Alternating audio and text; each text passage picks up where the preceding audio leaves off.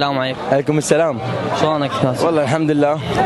شنو جذبك تجي المهرجان؟ انا طبعا كل سعيد بهذا المهرجان العظيم، مهرجان يمثل شعب، مهرجان يمثل بلد عمره 7000 سنه. اليوم نشوف هيك مهرجان عظيم، انه نتمنى هاي المهرجانات تكثر حتى العالم توعى وتتثقف وتقرا مثل هيك مهرجانات. نتمنى تصير عندنا هواي، بدال من 1000 مهرجان يسووه ما بي فايده. هذا المهرجان يوم بفايده للمجتمع، بفايده للوطن، بفايده للشعب اللي احنا اليوم اكثر، يعني خلينا نقول اغلب الشعب عندنا جاهل، اغلب الشعب عندنا اخذته القدسيه راحت بعيد. اليوم اريد الشعب يوعى، يريد الشعب يتثقف.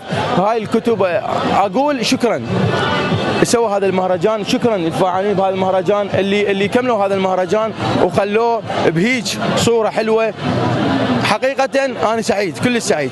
هذا المهرجان يمثل وطن عمره 7000 سنة. نتمنى من العراقيين والمثقفين